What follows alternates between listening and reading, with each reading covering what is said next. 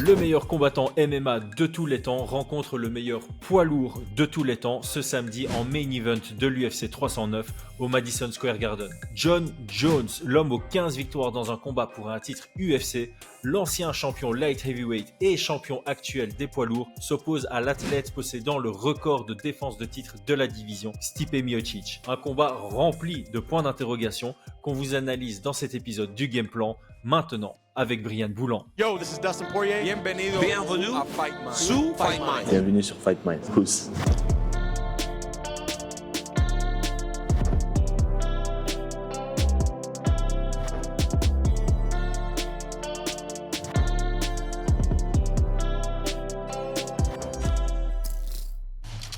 Paris sur le MMA avec Unibet. Quelle sera l'issue du combat? Une soumission? Un KO? Paris sur la prime numéro 1 avec Unibet. 100 € de bonus sur ton premier pari. Brian, qu'est-ce qui t'intrigue, qu'est-ce qui t'intéresse dans ce combat? Les chemins de victoire potentiels de Miocic. J'aimerais les trouver. Ah ouais, donc tu pars du principe qu'on a potentiellement un Miocic qui est encore en forme et qui a potentiellement des chemins de victoire. Non, oui, enfin, non, j'aimerais les trouver, j'aimerais trouver. Ok, ça c'est qui plus m'intéresse. l'intrigue de l'épisode qu'on fait aujourd'hui. Ouais, je me suis un peu cassé la tête si je devais être son coach, à trouver des chemins de victoire pour lui. Ah ouais. Ouais. Ok, bah, vivement la discussion sur le game plan. Moi, j'avoue que c'est juste le fait que ce soit un combat de Jon Jones. En général, quand Jon Jones combat, il y a un peu cette adrénaline qui vient au moment du walkout. Ça reste une personnalité forte du MMA et je vais pas dire chacun de ses combats, mais les combats de Jon Jones, quand on le sait motiver, nous hype par définition. Donc voilà, son retour contre Gane, ça m'a complètement satisfait. Je vais m'en tenir à ça. Miocic, j'avoue, j'y crois qu'à moitié. Autant ce mec m'a fait vivre de grands moments en tant que fan. J'ai un peu l'espoir de revivre l'intensité qui est capable de mettre Miocic dans un combat, mais ça reste qu'un faible espoir, je dois l'avouer. On va analyser ce combat après notre Tale of the Tape. L'ancien champion Stipe Miocic est classé numéro 8 dans la division avec un palmarès de 20 victoires pour 4 défaites, dont 14-4 à l'UFC. Il a un taux de finalisation à 75% avec 14 KO et une soumission à son actif. Jon Jones remet en jeu son titre heavyweight avec son palmarès de 27 victoires pour une seule défaite légitime. À 21 victoires pour une défaite sous la bannière de l'UFC, il possède 10 victoires par KO et 7 par soumission au cours de sa carrière, représentant un taux de finalisation à 63%. Jon Jones est 5 ans plus jeune, ou plutôt moins vieux que Stipe Miocic qui a 42 ans. La particularité du champion est son hip ratio, une allonge impressionnante de 2,15 m pour son 1m94 de taille. Stipe Miocic est aussi grand, mais aura un déficit de 12 cm d'allonge. Statistiquement, ils sont assez similaires sur le volume en pied-point, mais aussi sur les aspects de la lutte. Jon Jones est juste plus efficace défensivement dans les deux départements, avec 64% debout et 95% en lutte contre 54 et 68% pour son challenger. Stipe Miocic est inactif. Nous étions en 2018 lorsqu'il a défendu son titre contre Francis Ngannou. Il a ensuite eu sa trilogie contre Daniel Cormier, où il perd le premier affrontement sur KO au premier round, avant de prendre la revanche par TKO au quatrième round et la belle à la décision unanime. Sa dernière sortie était la perte de sa ceinture aux mains de Francis Ngannou en 2021. Le cinquième dernier combat de Jon Jones remonte également à 2018, lorsqu'il récupère son propre titre laissé vacant pour test antidopage manqué dans sa revanche contre Alexander Gustafsson. Il le défend 3 fois ensuite à la décision contre Smith, Santos et Reyes. Il quitte ensuite la division pour revenir 3 ans plus tard chez les lourds et prendre la ceinture laissée vacante par Francis Ngannou face à Cyril Gane grâce à une guillotine au premier round. Brian, notre communauté a voté sur 1200 votes, c'est pas tant que ça au final. On a une large majorité évidemment, à savoir 82%, qui voit une victoire de Jon Jones. Je pense aussi qu'une partie de l'audience aura certainement commencé à regarder le MMA avec Gane contre Ngannou, ou après. Ça signifie que cette partie de l'audience n'a jamais vu un combat de Miocic en live. Ils sont peut-être allés voir des anciens combats, mais en direct, ils n'ont pas suivi sa carrière. Donc je propose qu'on décrive d'abord sa version Prime, et après, dans les facteurs X, on discutera un peu de son absence, le fait qu'il est plus combattu depuis un violent chaos, ce genre de choses. Moi, je le vois comme un très bon boxeur MMA, surtout pour un poids lourd. très important de préciser. Ouais. Un bon Bonne boxeur, lutte ouais. offensive, principalement grâce à sa single leg qui est assez efficace. Solide ground and pound, ça on peut lui donner. Et ça c'est peut-être sa plus grande force, une capacité à trouver le chemin vers la victoire, même dans des combats qui sont compliqués pour lui. Après avoir pris un knockdown contre Overeem, il vient chercher la victoire quelques minutes après. Avec une jambe en moins contre Junior Dos Santos, il va chercher la victoire. Dans un combat, une revanche difficile contre Daniel Cormier, il trouve le crochet au foie. Donc il a vraiment cette capacité à aller chercher la victoire, peu importe la structure de combat, j'ai l'impression. Ouais, c'est vrai. C'est vrai. Il a un bon menton aussi, hein. Je pense qu'on peut le Ouais, souligner. Je pense que effectivement le KO qui se prend contre Ngannou, bah, tu peux avoir le meilleur menton du monde, exactement. on n'en parle pas, mais si on regarde dans sa carrière, il a pris des sacrées patates et il a quand même tenu, hein. Notamment, notamment contre Ngannou, le premier combat, il en prend des belles aussi, hein. Ouais, ouais. Et puis bah, au deuxième combat, franchement, avant de se faire complètement éteindre, le bras arrière, bras avant, le 2-1 qui se prend là, où la mâchoire est tourne complètement, il est encore debout, il se reprend encore un uppercut, Ouais, il réussit à toucher en retour. Non, ça reste. Ouais, je pense qu'il a quand même un très bon menton, quoi. Il est pas facile à mettre KO. ouais. Hmm. Ouais, et c'est vrai que le seul autre KO qui prend. Non, il en a pris deux autres, hein. Donc un contre Cormier, hein. Cormier, c'est une Hmm. frappe qu'il voit pas venir, et je pense que là Hmm. aussi, tout le monde tombe. Et sinon, il faut remonter à Stéphane Struve. Je suis pas allé revoir le combat, Ouais. mais il me semble que enfin, c'est une guerre et ils s'envoient tous les deux des multitudes de frappes. Et voilà, à un Ouais. moment, c'est lui qui tombe, quoi. Non, mais c'est surtout dans la catégorie des poids lourds, c'est-à-dire que en catégorie des poids lourds, vu les frappes qu'il prend, pour moi, il aurait dû tomber, tu vois. Ouais, Donc c'est pour ça que en catégorie des poids lourds, je trouve qu'il a un menton assez correct, mais ça sous-entend aussi qu'il prend des coups, tu vois. clairement. Ça sous-entend normalement en poids lourd, tu fais en sorte de pas te faire toucher, tu vois, parce que tu sais que une touche, ça tombe souvent.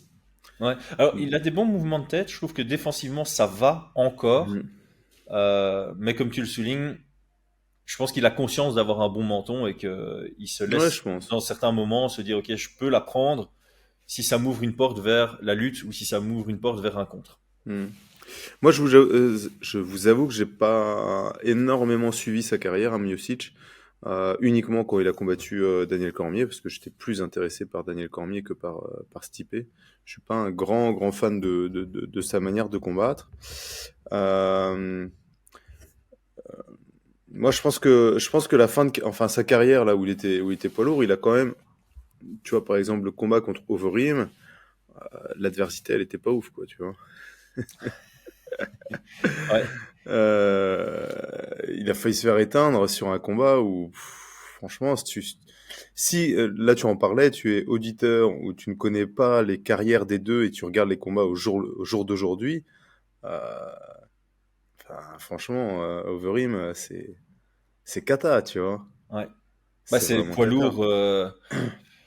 Ouais, poids lourd près 2021. C'est depuis 2021 vraiment qu'on se dit, OK, dans la catégorie poids lourd, il y a du vrai niveau. C'est Ah pas ouais. uniquement, et c'est pas une insulte envers les anciens poids lourds, mais la plupart des anciens poids lourds, voilà, c'était un peu, et même les commentateurs Ah, le il y a disaient, beaucoup t'as deux gars de, qui ont des kettlebells à la place des mains et ça échange, et puis le premier qui tombe perd. ouais.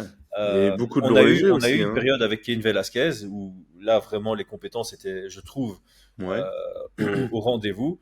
Mais au-delà de ça, c'est vrai que historiquement, dans la catégorie des poids lourds, on a très très peu de techniciens. Dans les techniciens poids lourds, ben voilà, à l'époque on a Cain Velasquez et puis à la limite c'est même Cyril Gane qui était l'un des premiers techniciens poids lourds efficaces parce qu'on a eu genre Matt Mm. Mitrione qui se voulait technicien, mais il manquait un peu d'efficacité.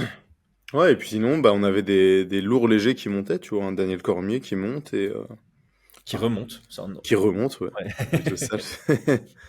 Mais oui, moi alors dans ses points forts, comme tu l'as dit, il a une bonne anglaise, il est assez complet, il trouve les chemins pour la victoire, il est assez résistant. Mhm. Moi, je trouve que par contre, il a une très mauvaise gestion de l'espace dans la cage. Je pourrais même dire que ouais, c'est un peu catastrophique, tu vois. Donc je Mhm. crois que bah, tu vois le fait, enfin, contre Alistair Overeem, c'est assez ridicule. Il se déplace complètement et puis il se retrouve dos à la cage. Alistair Overeem qui tape un sprint, ça n'a aucun sens, tu vois. J'ai jamais vu ça. C'est comme si on était en boxe anglaise dans un ring et que vous allez d'un coin à l'autre, quoi, tu vois. Et tu vois Ouais, deux boxeurs qui vont d'un coin à l'autre. C'est la même chose. T'es là, tu te dis, ouais, c'est chaud quand même à ce niveau-là, tu vois. ouais. Je trouve Euh, que son défaut de la compréhension de l'espace se ressent quand il est sur son pied arrière. Par exemple, si tu prends sa revanche contre Junior Dos Santos, je trouve qu'il a une bonne pression et un bon cadrage. Les deux. c'est ça qui est étonnant, ouais. Mais Ouais, ouais, ouais. ça dépend de la garde, ça dépend de plein de choses. Ouais. Et pour autant, le deuxième combat euh, le deuxième combat qu'il a fait, oh, je suis désolé, hein, c'est le Contre matin, Ngannou, contre Daniel contre Cormier, il Ngannou. en a des rematchs, hein. Le deuxième contre Ngannou, je trouve que il est tout le temps sur le pied arrière, il se place mal, il veut boxer alors qu'il est quasi dos à la cage. Mhm. Euh, je suis assez étonné de sa gestion de l'espace. Autant ça Ouais. peut très très bien passer, autant il peut faire n'importe quoi. Et alors s'il est mis sous pression, pour moi il devient une vraie cible géante, tu vois. En fait, j'ai l'impression que soit il est largement meilleur techniquement que ses adversaires, du coup il prend confiance Oui. et c'est un élément auquel il pense, notamment sa performance contre Mark Hunt qui est vraiment une énorme domination, ben, on le voyait très à l'aise dans ses Mhm. déplacements, très à l'aise dans la cage. Mhm. Euh, et puis il y a des combats où on ne sait pas trop où se situe sa confiance en lui, par exemple contre Overeem ou contre Junior Dos Santos pour reprendre ces Moi, je pense exemples. qu'il était Mais alors confiant contre Overeem. il y a un switch, tu vois, genre contre JDS, on a l'impression qu'il vient un peu en mode mesuré, en mode, ok, je Ouais. respecte tes forces. Et puis, il sent que sa jambe va pas tenir 5 rounds et il dit, ok, bah, je dois accélérer. Et au moment où il accélère, il fait quelque chose de très, très Mhm. propre en termes d'efficacité. En termes de Ouais, bien sûr, esthétisme, ouais, ouais. c'était pas ça. Mais voilà, il y a genre un déclic qui se fait contre Cormier Mhm. aussi dans la revanche. Quatrième round, c'est en ses fins du troisième, il commence à toucher avec son crochet au foie. Et donc dans Mhm. le quatrième, il accélère avec ça et ça devient quelque chose de dangereux et Ah dangereux ouais, pour ouais. son adversaire. Mais avant ça, dans le combat, Bah, il voilà, perdait les rounds, t'étais hein. ouais, voilà, il perd les rounds. Alors qu'à la première rencontre, euh, moi je le trouvais beaucoup plus confiant et on avait plutôt un Daniel Cormier qui semblait étonné de sa victoire et deux qui trouvait peu de solutions, tu vois, Ouais. qui était toujours trop court, qui prenait quand même pas mal de coups, qui subissait, ouais. Mhm. Mm. Mais ça Et reste un indicateur hein, pour la fin vis-à-vis de John Jones. Je pense qu'on a déjà un petit peu, on sait un petit peu comment il réagit sous pression. Face à quelqu'un où il respecte la dangerosité, tu vois. exactement, exactement. Et ça, ça va être assez important, je pense. Je te rejoins là-dessus. Moi, un autre truc que j'avais noté, c'est, voilà, on a parlé d'une bonne anglaise, particulièrement son jab, je trouve, et les feintes. Il utilise plutôt bien les feintes pour un poids lourd. Encore une fois, c'est Mm, ici, mm, quand on parle de poids lourd, on doit souvent comparer au poids lourd. Donc, quand on dit qu'il a une bonne boxe, on va pas la comparer à celle d'Ilia Topuria ou de Jack Della mm, Maddalena. mm. Mais il a une bonne boxe pour un poids lourd parce que c'est rare d'avoir vu quelqu'un de cette division avec une si bonne boxe. Et là, pareil, voilà, le jab, il est capable de travailler dessus et les feintes, il les envoie pour de bonnes raisons, pour créer ses ouvertures, lire le jeu, faire reculer son adversaire. Donc, son jeu de feinte est au point par rapport à la division. Ouais, je te rejoins. Alors, les points faibles, on en a déjà un tout petit peu parlé. Mauvaise gestion de l'espace, particulièrement face à quelqu'un qui essaye de le faire reculer ou quelqu'un de dangereux. On est obligé de parler de ses points faibles. Oh, il se fait toucher aussi. Il repose sur un bon menton. Euh, L'âge et l'inactivité. C'est des facteurs X. Moi, je vois ça plutôt Mm. comme des points faibles ici parce que on voit très peu. Hein. Je suis allé voir. Moi, j'ai pas pris son abonnement OnlyFans où j'imagine qu'on voit un peu plus. Je pense que Jones l'aura pris, mais sur ce qu'on voit sur les réseaux, j'ai pas vraiment l'impression que. Ouais, j'ai l'impression qu'il est en déclin, quoi, pour le dire comme ça.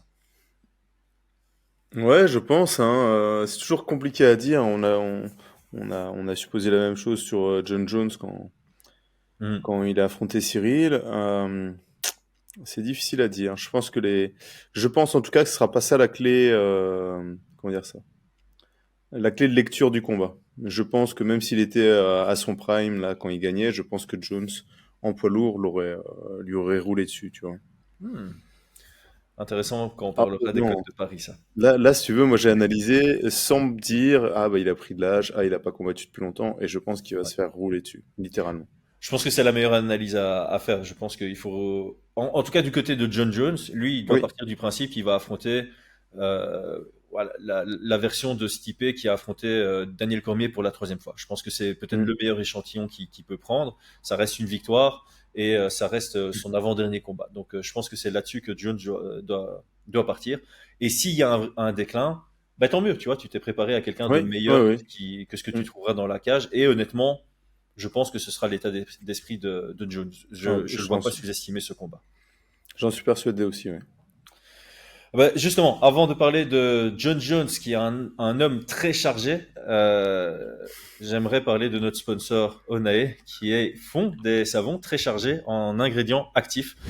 Heureusement, les savons Onae passent les tests antidopage, donc les combattants peuvent les utiliser sans stress, et on invite d'ailleurs les combattants à le faire parce que leurs partenaires d'entraînement les remercieront. T'es toujours sur le SAS de BSD ou t'as déjà testé un autre? Tu l'as Non, fini? j'en ai testé un autre. Je me rappelle plus le nom, mais genre fruit du dragon, un truc comme ça là, tu vois. Ouais. Je sais plus comment il s'appelle. Et j'aime beaucoup aussi. Ok, donc 2 sur 2 Mais pour l'instant.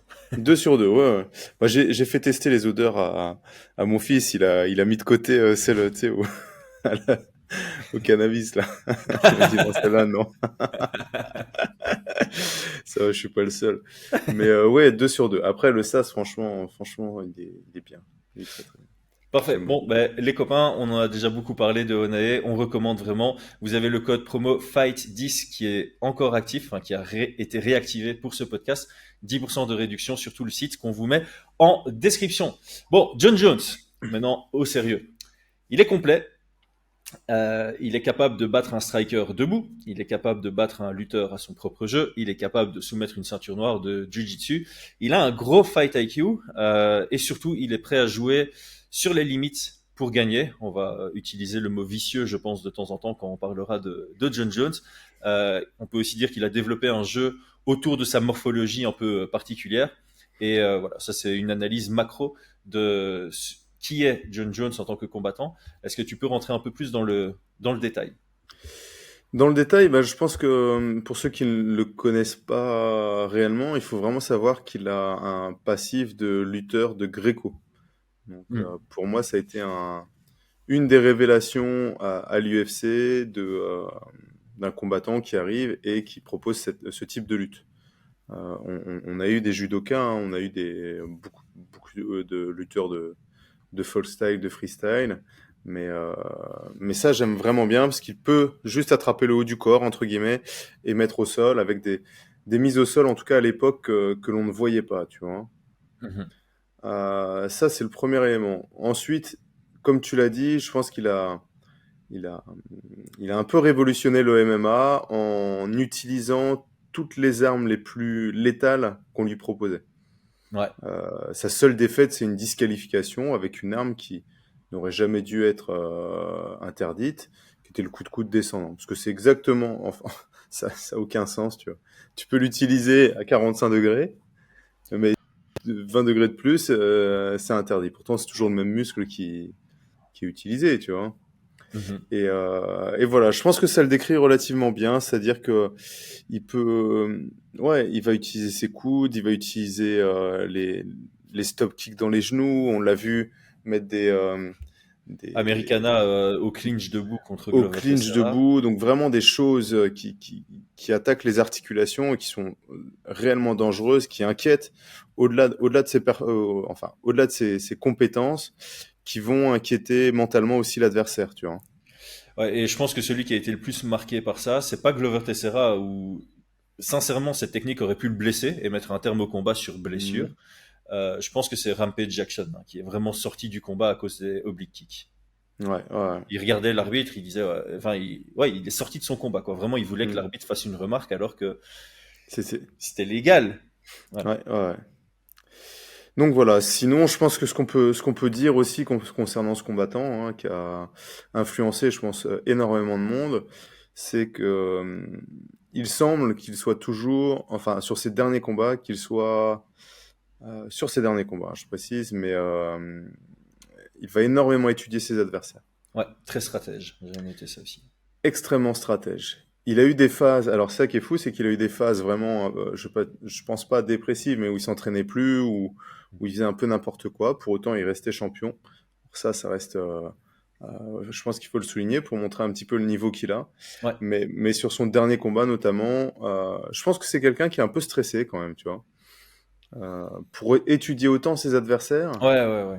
euh, Ouais, je pense. Il a besoin d'être bien préparé pour avoir grosse confiance en lui. Ouais, ben, il a eu une phase où il s'en fichait royalement, il allait combattre, il s'est fait peur. Mhm. Euh, il s'est fait peur, hein, notamment contre Gustafsson, si je dis pas de bêtises.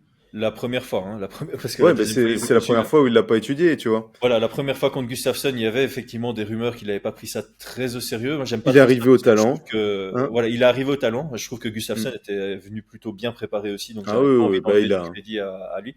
Mais par contre, il y avait effectivement son combat contre Ovin Saint-Preux, où on se souvient que c'était supposé être contre Cormier, et Cormier était commentateur, et il avait dit, bah, si c'était moi ce soir-là, je prenais le titre. Mm.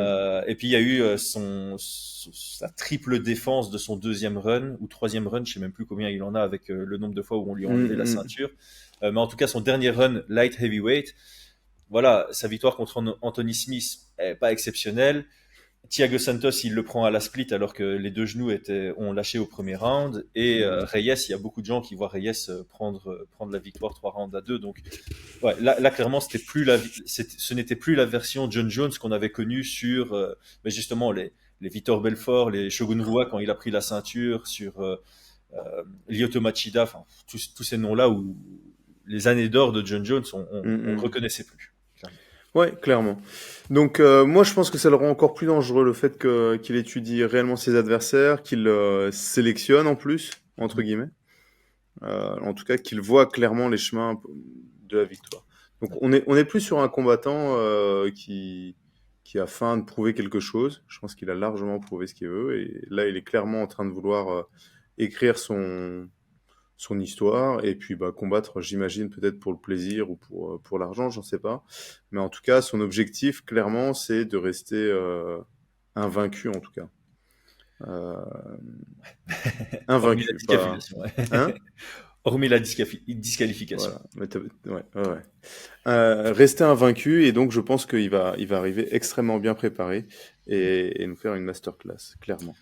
Ouais, et en fait, on en a parlé pour plusieurs combattants déjà, mais ce côté un peu mieux préparé l'amène à être un peu plus dans la gestion du risque, ce qui Ouais, ferme ah les oui, oui. portes de ses adversaires. On en a parlé pour Mm, Valentina Shevchenko, par exemple, qui euh, a eu une période très effrayante où elle mettait des gros KO, des gros TKO, où elle prenait des risques justement pour les obtenir. Et puis maintenant, on a une version Shevchenko qui est plus axée sur je veux gagner coûte que coûte, peu importe mm, si ça plaît mm. au public ou non. Et j'ai pas utilisé le terme plus effrayant, mais c'est plus compliqué pour ses adversaires du coup de trouver un chemin vers la victoire. Euh, Exactement. alors c'est assez marrant parce que tu parlais de la gestion de l'espace du côté de Stipe. Moi, du côté de Jones, je l'ai noté en positif. Je trouve qu'il a une très très bonne gestion Mm. de l'espace. Peut-être que là où il est le moins à l'aise, c'est quand il est mis sous pression, vraiment avec quelqu'un qui lui Ouais. manque de respect par rapport à son côté dangereux. Si voilà Reyes par exemple, quand il arrive à le mettre sur son pied arrière, on voit quand même que Jones est un peu bah, voilà, il est un peu plus sur la défensive, un peu plus dans la réflexion, un peu plus dans la précipitation de comment sortir de là. Donc Mhm. je pense que ça c'est un point intéressant parce que quand on laisse de l'espace à John Jones, là il devient excellentissime. Euh, Ouais. Qu'est-ce que ouais, et alors je dirais aussi qu'il est très compétent pour sa capacité à savoir comment gagner un round. Il sait comment gagner des rounds de justesse, il sait comment gagner 3 rounds sur 5. Ouais, il est vraiment difficile à battre sur une décision. Ouais. Ah ouais, c'est vrai. Même quand C'est il n'est vrai. pas très bon. Même Mm, quand il n'est mm. pas au sommet Ouais. de son art, c'est difficile d'aller lui prendre clairement des rounds. Ouais. Notamment parce que il est vraiment impactant. Il cherche à faire mal, quoi. Il est vraiment Ouais. dans. Il est à la limite de l'aspect sportif, il est vraiment dans le combat, tu vois. Ouais, et ça paraît bête, mais sa prestance en cage, tu vois, comme on a dit, il a une Mm. morphologie assez atypique. Il prend de l'espace dans la cage, il semble à l'aise dans cette cage, et chaque action qu'il fait peut donner l'impression que ça a plus de valeur que la réalité. Ouais, ouais, ouais, Ça peut clairement. jouer aussi. En termes de points forts, t'en as d'autres, ou alors on passe aux points faibles difficiles à trouver? Bah, en termes de points forts, On a vu hein, que on se questionnait hein, sur sa montée en poids lourd. Hein, c'est un light heavyweight. Il a fait une montée en poids lourd. On s'attendait à un truc assez sympathique, mais il arrivait avec un peu de bide. Et on trouvait que c'était pas ouf face à Cyril Gane. Donc, on va dire que tout le public français pensait voir un gars qui avait un peu trop fait la fête, tu vois. Et au final, il est arrivé, moi je l'ai trouvé très très bon hein, sur ce qu'on a pu voir de ce premier round. Et là, je pense que ça fait déjà plusieurs années, donc je pense qu'on va avoir un vrai poids lourd. Un petit peu léger, peut-être, parce qu'apparemment, il a combien en ce moment? Je pense qu'il est un peu plus léger que sur le combat contre Cyril Gane, mais je le pense, enfin voilà, physiquement beaucoup plus confiant, plus à l'aise dans cette catégorie de poids. Contre Gagne, il était pesé 112. à 112,5. Là, il devrait être. Donc il serait quoi, à 110? Je pense qu'il va être plus léger, ouais, 108, Ouais, bah en fait, allez, 106. limite 108, t'as presque envie de penser que c'est son poids, à quelques Naturel, kilos hein. près, Je pense le poids naturel ouais, qu'il avait quand il était en light heavyweight. À mon avis, en light heavyweight, quand il était pas en prépa de combat, il devait être à 105. qu'il va être au même poids que Miocic à peu près. Ouais, Miocic, c'est pas un gros poids lourd non plus. Ouais. Mhm. Donc, je pense que ça va être un point fort, ça aussi. Je pense que la catégorie des poids lourds, ça demande quand même beaucoup de maturité. On le Ouais. voit sur l'âge moyen des combattants. Et le fait que ça fait déjà plusieurs saisons, même s'il y a eu cette blessure, hein, tu vois. Mhm. Mais ça ne l'a pas empêché de pouvoir faire de la prépa physique, etc. Tu vois, C'est sur vrai le bas du corps. qu'on peut parler de l'âge rapidement.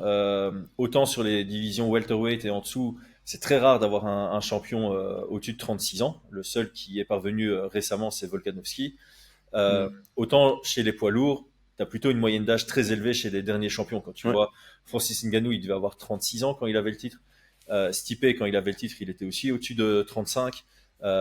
Cormier, il a eu le titre à 39-40, je pense, dans ces Mm, eaux-là. mm, mm. Donc ouais, les derniers champions sont âgés. Ici, finalement, John Jones, il commence à avoir son âge aussi. Et j'aime bien le terme que tu utilises parce que on parle de maturité. Je pense que chez les poids lourds, on est dans une version actuelle où finalement les compétences parlent plus que je suis capable de t'éteindre sur une frappe. Et donc ça demande de la lucidité, de la maturité de combat. Et Mm, là, mm. clairement, on en a de chaque côté. Mais je crois que John Jones, c'est incomparable par rapport à Miocic. Il est largement Oui. au-dessus en termes de faire parler son expérience. Je vais le dire comme ça. Mm, Faire parler son expérience, c'est du côté de Jones. Moi, dans les points faibles, donc hormis le besoin d'espace slash le fait qu'il soit peut-être un peu moins à l'aise sur son pied arrière, il contre très peu en pied-point. Il mm. va pouvoir lutter réactivement, donc son système de contre, c'est plus utiliser la lutte, mais en pied-point, c'est très très rare de le voir chercher un check hook, un coude en contre, un genou en contre. Il va plutôt chercher à désengager. Son système défensif prioritaire, c'est désengager, reprendre le centre et réengager derrière. Donc je sais pas si je peux mettre ça comme point faible, mais voilà, c'est une arme qu'il n'a pas spécialement et ça peut, bah, stratégiquement, ça peut être intéressant pour son adversaire d'analyser ça. Ouais, ouais, je suis d'accord. Je suis d'accord là-dessus. En termes de Factor X, enfin, sauf si tu as un autre point faible, mais je pense que John Jones. Non, bah Factor X, hein, c'est cette blessure, hein, il revient de blessure, donc ça, Voilà. on doit l'avoir en tête. Euh, hmm. C'est l'épaule, hein, c'est ça? C'était le pectoral. Ah ouais, c'était quoi, une déchirure? Ouais, déchirure pectorale, il me semble. Bah écoute, ça c'est pour moi un Factor X. Ouais, mais je pense que encore une fois, il a rien laissé au hasard, donc il doit être à Ouais. 100%, j'imagine. Mhm. Je le vois mal prendre le combat comme un McGregor encore légèrement blessé, juste parce qu'il avait dit qu'il combattrait, tu vois. Ouais, je pense aussi. Je pense que si Jones dit je combats à cette date-là, c'est que lui, il savait il pouvait être prêt à ce moment-là. Hmm, Et l'autre Factor X qu'on aurait pu utiliser, c'est de nouveau cette motivation, parce que clairement, il y a deux visages à John Jones. Il y a la version motivée, il y a ouais. la version non motivée. Et c'est clair que Jones, je peux comprendre hein, enfin le fait de ne plus être motivé. T'es en train de faire un run pour battre des records en termes de défense de titre. On Mhm. t'enlève le titre pour des raisons logiques, mais après tu récupères ce titre et tu t'es pas en train de chercher à battre un nombre de défenses consécutifs. Tu vois, tu repars à zéro. Donc les combats qu'il avait contre Smith, contre Thiago Santos, contre Reyes, c'était pas des combats d'exception par rapport à ce qu'il avait connu par avant. Donc, je Ouais. peux comprendre ce genre de démotivation. Alors que voilà, quand il revient contre Cyril Gane, il est motivé parce qu'il a l'opportunité de faire un gros comeback et de prendre une ceinture dans la division du dessus. Et aujourd'hui, je pense qu'il est motivé parce que Mm. il y a toujours cette expression de dire tu n'es champion qu'au moment où tu as défendu le trône. Et ici, John Jones a l'opportunité de le défendre contre celui qu'il considère comme le GOAT des poids lourds. Donc je pense qu'il a cet élément de self-motivation. Et je pense pas que ce soit un facteur X négatif du coup pour John Jones. On aura sa version motivée ce samedi. Ouais, je te rejoins là-dessus, entièrement. Bon, les game plans. Attends, je prends note du temps. Ok. Euh, bon, pour Stipe Miocic, je crois que ça va rejoindre un peu ce que tu as dit dans l'intro. Personnellement, je pense qu'on est de nouveau dans cette logique. La prise de risque est ce qui offre le plus de chances à la victoire. Euh, pour moi, il doit venir pour directement étouffer John Jones. Le mettre sous pression, venir à la distance d'anglaise, Mm. miser sur un KO dans les premières minutes, peut-être dans les 2 premiers rounds. Mais voilà, à titre personnel, je crois que ce serait une erreur de penser qu'il peut prendre 3 rounds à John Jones. Alors ici, c'est clairement une des limites de nos analyses. On n'est pas dans les camps d'entraînement. Peut-être que Mhm. Miocic est toujours la machine qu'il a été sur son premier run. Mais voilà, mon sentiment, c'est que ça n'est pas le cas. Et que là, voilà, de mon analyse de Jones, il a peut-être besoin d'un peu de temps pour s'installer dans un combat. Il a clairement besoin d'espace pour être au meilleur. Et là où on l'a vu le moins à l'aise dans une cage, c'est quand il était sur son pied arrière. On a vu un Stipe Miocic qui met le coup d'accélérateur sur certains combattants et ça fonctionne bien pour lui parce qu'il y a ce côté efficace, même si c'est un peu brouillon, même si ça nage, ça crawl de temps en temps, ça laisse des portes ouvertes au contre, chose que Jones ne fait pas spécialement en anglaise. C'est là où il y a le plus de chance pour moi. Voilà, c'est vraiment venir et mettre la locomotive. Je sais pas ce que tu en penses. Bah écoute, ouais, je pense, hein, parce que moi je t'avoue que sur le game plan, j'ai mis un point d'interrogation. Voilà. J'avais mis durée aussi, genre est-ce que ça peut être intéressant sur lui sur la durée, mais j'y crois pas trop non plus, tu Non, je vois. pense pas. Honnêtement, Donc pour moi le game plan, je t'avoue que j'étais un petit peu ok à part. Donc oui, oui, oui.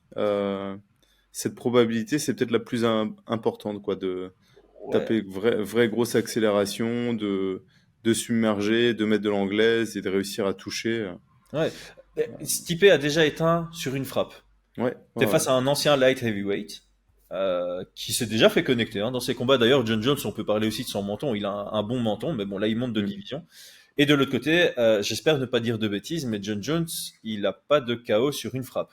Même avec un high kick sur Daniel Cormier, il doit aller chercher le Ouais, ouais, finish ouais. derrière. Donc, c'est bizarre à dire, mais tu peux prendre ce risque d'aller un peu faire n'importe quoi face à John Jones en anglaise, parce que le vrai risque dans ce genre de situation, c'est qu'ils viennent te lutter derrière. C'est pas qu'ils viennent te mettre un gros contre qui va éteindre tes Ouais. lumières derrière.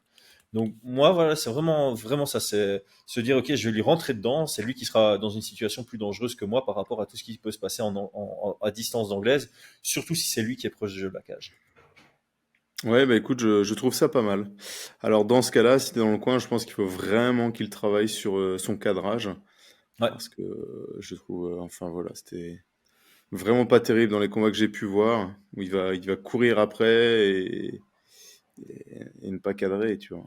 ouais. Bah, le combat référence pour ça, c'était contre JDS, la revanche. Là, il avait un bon cadrage. Il avait un bon cadrage, ouais, ouais. Mais après, tu vois, je pense que c'était Après, Alistair c'est Overeem. JDS aussi qui est très statique.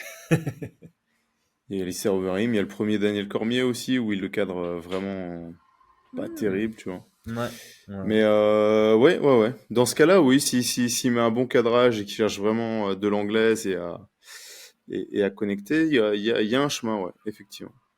Ouais, bah à un moment, quand t'es si peu, on en parlera dans les Côtes de Paris, mais il est vraiment pas favori du tout. Il a très peu de chances de victoire. Tu dois les forcer. T'as pas le choix. Tu Ouais. dois les forcer. Je pense. Hein. Encore une fois, les limites de nos analyses, c'est qu'on voit pas les camps d'entraînement. Peut-être Mhm. qu'il y a quelque chose de spectaculaire qui se passe en préparation et qui va, voilà, nous surprendre. Mais de prime abord, je partirai là-dessus. Pour John Jones, j'ai trouvé son approche contre Cyril aux petits oignons. Bah, il a fait exactement ce qu'il Ouais. fallait contre Cyril. Donc, tu l'as dit, il donne l'impression qu'il est de plus en plus stratège. Déjà, je trouve que par défaut, il a un bon fight IQ dans la cage, mais en plus de ça, maintenant, il Mhm. vient très bien préparé par rapport à ses adversaires. Donc ici, j'ai aucun doute sur le fait qu'il ait préparé une fine stratégie par rapport au profil qu'est Stipe Miocic. Qu'est-ce que toi, tu as en tête? Si tu étais dans son coin et que tu devais l'aider à cette stratégie, quels seraient les grands axes? Ouais, je pense il doit rester faire du John Jones, hein. Je pense que mettre la pression, c'est quelque chose de très efficace contre Stipe Miocic. Mhm. Donc ça, c'est vraiment la première chose. La question de savoir est-ce qu'il va lutter ou est-ce qu'il va uniquement striker, je pense qu'il est capable de faire déjà du dégât debout, tu vois, Ouais. et qu'il n'a pas besoin de s'épuiser à mettre au sol. Mhm. Mais, mais s'il met au sol, je pense il doit, tu vois, genre tirer la demi-garde et puis utiliser ses coudes, frapper. Je suis pas sûr que Stipe Miocic ait la capacité de pouvoir se relever aussi facilement, tu vois, face à un John Jones.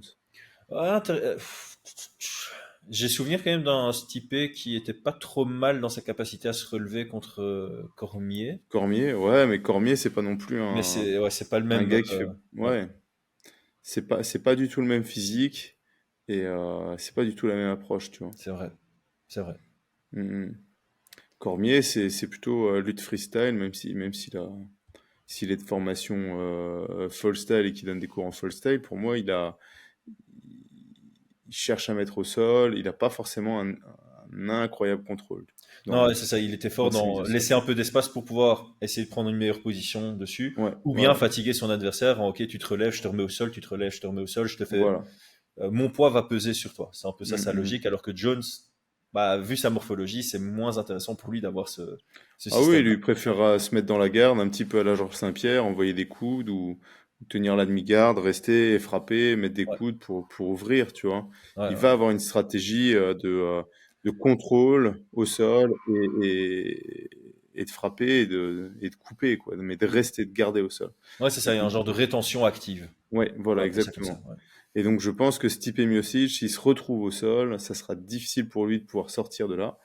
Et quand tu parles de Daniel Cormier, il l'a contrôlé sur le premier round, je pense, quasi tout le round, hein. Euh, Sur der- sur le troisième, non, sur le deuxième combat alors. sur le deuxième, ouais. Ouais, ouais, exact, exact. Quand il était champion. Je pense qu'il l'a contrôlé quasi tout le round au sol, hein. Ouais. Donc, je pense que les chemins de victoire sont beaucoup plus nombreux. Oui. Je le vois être capable de pouvoir gagner la décision. Je le vois capable de pouvoir euh, le maîtriser, ouais, enfin, être meilleur que lui en striking. Et si joue infini, je pense que ça sera au sol, tu vois, Ouais, je suis d'accord par avec TKO. ça. Moi, je pense aussi que voilà, il faut un peu analyser les grosses forces de Stipe Miocic au cours de sa carrière. C'est comme je le disais, son anglaise et sa snap single qui lui permet de prendre des bonnes positions. Au sol, en top control, il est bon aussi, hein, Stipe. Donc, par rapport à ça, je pense que la distance favorable à John Jones, ce sera all the way out ou all the way in, euh, tant que c'est debout. Donc, travailler sur les Mhm. kicks, je pense il peut chercher à travailler à se mettre en garde ouverte, travailler Ouais. les stop kicks, les middle, comme il a fait contre Cormier, et puis à un moment chercher un high, pourquoi pas. Mhm. Vraiment essayer de garder Stipe le plus loin possible de lui. Stipe a pas des mauvais low kicks en soi, mais ça reste sa seule arme, on va dire, à distance aussi éloignée, Mhm. alors que Jones, à distance de kick, il peut aussi faire parler son anglaise vu son énorme allonge. Donc je pense que ça, c'est une distance intéressante pour Jones. Et ben, la première fois que Stipe se fait éteindre, enfin la seule fois que Stipe se fait éteindre par Daniel Cormier, c'est sur un clinch slash sortie de clinch. Mhm. Et cette situation, c'est à nouveau vu dans le deuxième et troisième combat contre Daniel Cormier. Il y a eu Mhm. plein de fois où Stipe se fait toucher sur ce crochet droit de Daniel Cormier dans des situations un peu, ça arrive au clinch, ça sort du clinch. Et je pense que Jones a aussi un très bon clinch, donc lui, il n'a pas spécialement ce crochet droit au clinch, mais par contre, le coude droit au clinch, ça pourrait être une Mhm. ouverture. Tu l'as dit, John Jones, c'est quelqu'un qui étudie énormément, et je pense pas seulement sur l'approche, mais sur les techniques qui peuvent passer. Et je serais pas surpris de voir un Jones initier le clinch parce qu'il aura vu des ouvertures à partir de cette position-là. Ouais, je pense. Et je pense qu'il va utiliser beaucoup les coudes, hein. Ouais. Tu vois, il y a effectivement all the way in ou all the way out, mais entre les deux, je pense que si Miocic veut rentrer dans une distance d'anglaise, lui, il va utiliser ses coudes. Ouais. Et je pense qu'il a un gros intérêt à le faire, ouais. Mm, Et mm, dernier point, donc c'est par rapport à la lutte. Ce que tu as dit me semble judicieux aussi. Il doit pas se fatiguer à lutter à tout prix, je crois. On peut avoir cette approche qu'il a eue dans la revanche contre Gustafsson. Tu vois, c'est deux rounds où on est plus en pied-point. Et puis quand il sent, il lutte une fois, ça passe et il vient finaliser très rapidement derrière. Cette séquence, elle est magnifique d'ailleurs, hein, ce ouais, ouais, finish ouais. dans la revanche contre Gustafsson. Mais c'était vraiment ça, genre, ok, on est parti sur un combat de pied-point. Et je crois que Gustafsson s'attendait pas du tout à cette amenée au sol qui C'est vient un mise au peu de sol, ouais. loin. Et le contrôle derrière est exceptionnel, hein, vraiment. Ouais, Ouais, ouais, ouais. chaque finish, c'est Ah une ouais, très non, très ouais, belle rien à séquence. dire. Et donc je pense que ouais, le côté un peu patient sur la lutte peut être intéressant ici. Il faut pas oublier qu'il monte chez les poids lourds, donc la lutte va demander plus d'énergie. Mm. Euh, John Jones c'est plus un technicien dans la lutte, c'est pas quelqu'un qui va arracher un peu comme Daniel Cormier. Il va plus voilà mettre au sol techniquement avec des techniques de Greco, ce genre de choses. Mais donc si tu Ouais. fais ça contre un poids lourd dès le premier round, tu risques de te griller un peu aussi. Ouais, c'est vrai, c'est vrai. Donc ouais, je pense qu'à partir de deuxième, troisième, ou s'il y a une ouverture de lutte, qu'ils la prennent, mais pas avant, quoi. Voilà. Mm, Alors, selon notre sponsor Unibet.fr qu'on remercie encore une fois, Jones est largement favori à 1.11 contre 5.60 pour Miocic. On est au-dessus du 85-15. Et ouais, autant Prime Miocic qui accueille Jones chez les lourds il y a 4-5 ans. J'aurais pu avoir un débat où on se rapproche plus dans 65-35 ou dans 60-40 pour Jones. mhm. Autant ici, voilà, je m'accorde à cette cote. Et c'est Et je pas sais, je, le, je sais et que toi, c'est tu c'est disais pas le plus Prime, gros tu favori de la carte, hein. fais ça, et c'est pas le plus gros favori de la carte. Il est égalité en plus avec Mauricio Ruffi, quoi. Ah, les Fighting Nerds, 2 semaines d'affilée, 2 fois favoris dans ces alentours-là, quoi. C'est fou. Ouais. Que dire, que dire? Bah ouais, ouais, ça ne m'étonne pas, ça ne m'étonne pas. Euh, Ouais, en fait, comment ça s'appelle? je pense que ça rejoint un peu ce qu'on a dit. Toi, tu as mis un point d'interrogation sur le game plan pour Miocic. Limite, tu as dit que John Jones devait faire du John Jones, donc ça en dit long aussi sur le fait que John Jones, en étant lui-même, Ah ouais, je pense que il a même, ses chemins vers la victoire par défaut. même non préparé, il le bat. Et voilà, et moi de mon côté, j'ai dit, bah, faut une prise de risque pour aller chercher la Ouais, victoire. Euh, donc voilà, encore une fois, ça reste du MMA. On a déjà été surpris plus d'une fois par le passé avec un bah gars bien qu'on sûr. voyait pas du tout gagner à la décision et puis il vient, il le fait. Mais avant que le combat n'ait lieu, ouais, je mets ça en 3% de chance du côté de Miocic dans un combat mesuré, aller chercher la victoire, quoi. Mm, mm. Je crois que la plupart la quasi-totalité des 15%, c'est Miocic sur KO dans les 2 premiers rounds parce qu'il prend des risques. Ouais, je pense que c'est un combat poids lourd, donc tu es obligé de mettre 15% de chance, parce qu'effectivement, même au quatrième, tu vois, il peut y avoir Mhm. un crochet qui passe, il tape encore fort, quoi. Ouais. Bon, alors moi j'avoue, voilà, les 15%, je m'accorde aussi par rapport au facteur X. Comme je l'ai dit, je pense que Mm. le Stipe Miocic, si on avait eu un Stipe Miocic, attends, c'est en quelle année ça? On va essayer de regarder. Donc Jones qui vient d'être décevant contre Thiago Santos par exemple et contre Reyes, tu vois cette version-là. Et cette version-là monte directement, donc on est en 2020, monte directement contre Stipe Miocic qui en 2020 bah, vient de battre pour la deuxième fois Daniel Cormier. Mm. Voilà, tu pourrais avoir quelque chose de plus serré, vraiment. Ah oui, bah là, oui, beaucoup plus sérieux, je suis entièrement Mais d'accord. donc voilà, donc clairement le Voire facteur même, je X, il y pense a que un... ça aurait été Miocic favori, tu vois, Ouais, potentiellement. vu la tournure Mm, mm, des carrières, ouais, mm, on aurait mm, pu se dire ça. Surtout si la montée était rapide chez Jones. mm. Ouais. Donc voilà, on n'est pas en train de manquer de respect à qui a été Miocic.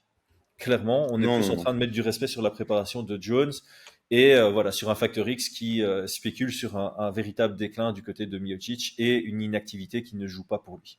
Mm, mm, Voilà, mm. comme ça, c'est clair. En termes de pronostics et de préférences, qu'est-ce que tu as? Pronostic, moi, je pense que je vais mettre que le combat dure plus de un round et demi ou un truc comme ça, tu vois. Mhm. Et je pense que Jones va. Si je peux rajouter Jones plus d'un round et demi, je pense que ce sera ça, tu vois. Ouais. Donc je parierais bien sur un troisième round, un finish au troisième. Ah, bah, cette cote est déjà présente sur unibet.fr. C'est la seule en dehors du money line. Plus de Ah ouais? 1.5, t'es à 1,63 quand même. Ah oui, oui, celle-là, oui. C'est Ouais. intéressant en fait. Ouais, bien vu. Bah ouais, mais si je peux, donc plus de 1,5, mais c'est pour l'un ou pour l'autre, tu vois. Ouais. Mais À si je voir à quel peux point avoir ça un... augmente pour John Jones. J'ai l'impression que Jones, plus de Ah oui. 1.5, tu vas passer de 1,63 à 1,80, tu vois. Ah ouais. Ça va pas être une grosse différence vu à quel point il est favori. Mais voilà, je te rejoins, je pense il va être un peu plus prudent. Je pense il va le fatiguer, il va pas prendre de risques et on aura quand même un Stipe Miocic qui va vouloir prouver et qui va pas tout donner. Parce qu'il y a ça aussi, hein. Il sait Ouais. qu'il y a peu de chances, qu'on l'attend au tournant.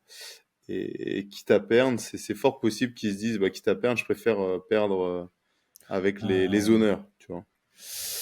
Ouais, Sans ouais, tout ouais. donner comme un débutant au premier et me faire éteindre juste après, tu vois.